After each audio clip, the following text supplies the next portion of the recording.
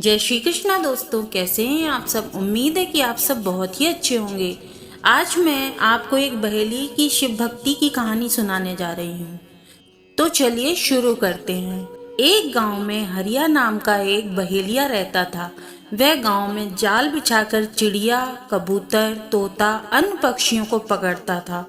फिर उन्हें पिंजरे में बंद करके रख लेता था और गांव के बाजार में बेच देता था।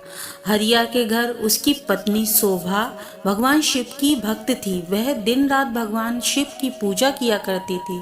शोभा अपने पति के काम से खुश नहीं थी। एक दिन उसने हरिया से कहा, सुनो जी, तुम जिन पक्षियों को पकड़कर बेचते हो, इससे उन्हें कितनी तकलीफ होती होगी। उसकी बात सुनकर हरिया हंसने लगा और उसने कहा, तुझे कैसे पता इन्हें तकलीफ होती है। इन्हें बाजार में बेचने से मुझे अच्छे पैसे मिलते हैं। यह सुनकर शोभा रोने लगी। उसने कहा, आपको शायद यह नहीं पता कि इन भोले बेजुबान पक्षियों की हाय हमें लग रही है। इसी कारण हमारे कोई संतान नहीं है।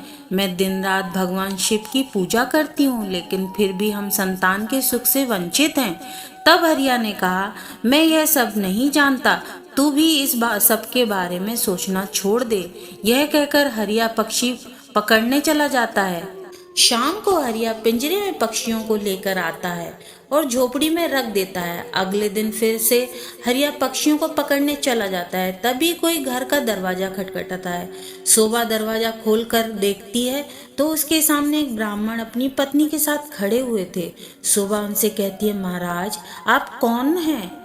तब ब्राह्मण कहता है, बेटी हम बहुत दूर से कुछ दिन इस गांव के शिव मंदिर में अमर कथा वांचने आए हैं, इसलिए घर जाकर उनका निमंत्रण दे रहे हैं। तुम भी कल से अपने परिवार के साथ कथा सुनने आना।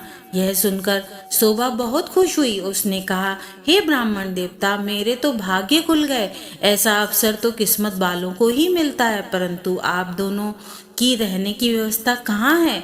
तब ब्राह्मण ने कहा, बेटी मंदिर के पंडित जी ने हमारा रहने का इंतजाम मंदिर में ही कर दिया है और इस गांव में जो भी हमें सम्मान और प्यार से भोजन कराएगा हम भोजन कर लेंगे। यह सुनकर शोभा की आंखों से आंसू बहने लगते हैं और वह रोते हुए कहती है, महाराज मैं बहुत गरीब हूँ, लेकिन मेरी इच्छा है कि जब तक आप इस गांव में रहें अब मेरे घर में भोजन करें, परंतु मेरे घर में रूखा सूखा है जो आपको पसंद नहीं आएगा। दोस्तों, यदि आपको यह कहानी अच्छी लगी है तो प्लीज हमारे चैनल को सपोर्ट कीजिए। इस सपोर्ट की हमें बहुत आवश्यकता है, तो प्लीज अभी लाइक और सब्सक्राइब कर दीजिए। धन्यवाद। तो चलिए कहानी में आगे बढ़ते हैं। यह सुनकर ब्राह्मण की पत्नी बोली, बेटी तुम चिंता मत करो, यदि तुम्हारी इच्छा हमें भोजन कराने की है तो हर दिन हम तुम्हारे घर ही भोजन करेंगे। तुम्हारे रूखे सूखे एक निवाले से ही हमारी तृप्ति हो जाएगी। यह सुनकर शोभा बहुत खुश हो गई। उसने कहा, मैं आपके लिए भोजन तैयार करती हूँ। तब ब्राह्मण ने कहा, माई तुम भोजन तैयार करो, हम पूरे गांव में निमंत्रण देकर घर आएंगे। यह कहकर दोनों चले जाते हैं। शोभा भोजन तैयार करती है। कुछ समय बीत जाने के बाद दोनों पति पत्नी शोभा के घर भोजन करने आ जाते हैं। जब वे भोजन करने बैठते हैं तभी ब्राह्मण की नज़र पिंजरे में पक्षियों पर पड़ती है। वे उठकर खड़े हो जाते हैं। शोभा उनसे पूछती है, महाराज क्या मेरे से कोई भूल हो गई। ब्राह्मण ने क्रोधित होकर कहा, तुमने इन बेजुबान पक्षियों को पिंजरे में कैद कर रखा है, हम तुम्हारे घर का भोजन नहीं कर सकते। तुम भगवान शिव की अमर कथा सुनना चाहती हो और उनके प्रिय कबूतरों को तुमने कैद कर रखा है। यह कहकर वे चल देते हैं। शोभा उनके पैर पकड़ लेती है और कहती है, हे ब्राह्मण देवता, मेरे घर से रुष्ट होकर ना जाइए, मैं तो वैसे ही संतान के सुख से वंचित हूँ। अगर आप भी बिना भोजन किए चले गए तो हमारा सर्वनाश निश्चित है। यह पक्षी मेरे पति ने पकड़े हैं, मैं अभी इन्हें आजाद कर देती हूँ। यह कहकर वह बाहर जाकर सारे पक्षियों को आजाद कर देती है।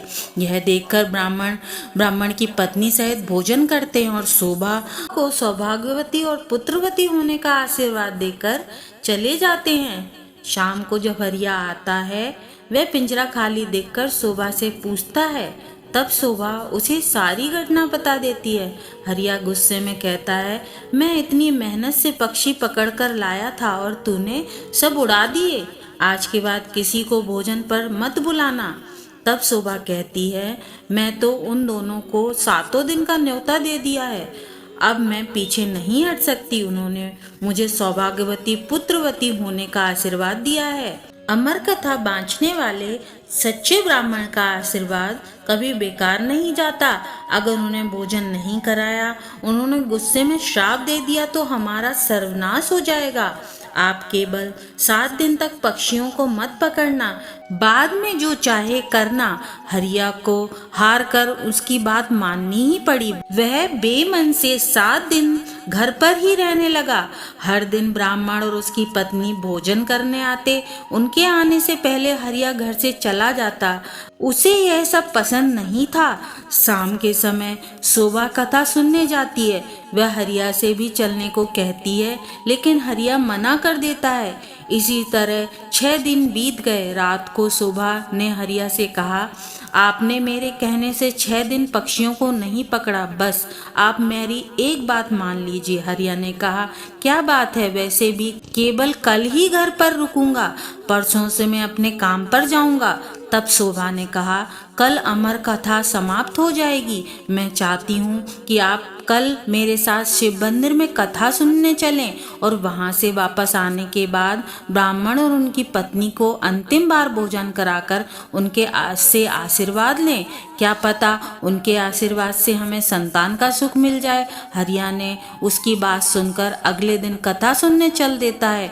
मंदिर में कथा सुनते सुनते हरिया की आंखों से आंसू बहने लगते हैं और शोभा के पूछने पर वह कहता है, भगवान शिव ने जिन कबूतरों को अमरता का आशीर्वाद दिया है, मैंने जीवन भर उन्हें बेचकर अपना जीवन नरक बना लिया है। कथा समाप्त होने पर वे दोनों घर आ गए। हरिया का मन निर्मल हो गया था और उसने शोभा से कहा, मैं आज ही यह काम छोड़ दूंगा और मेहनत मजदूरी करूंगा। कुछ देर बाद ब्राह्मण और उसकी पत्नी भोजन करने आए। हरिया ने उनका स्वागत किया, उन्हें भोजन कराया। उसके बाद हरिया ने अपने मन की सारी बात उनके सामने रख दी। तभी ब्राह्मण और उनकी पत्नी भगवान शिव और पार्वती के रूप में प्रकट हो जाते हैं।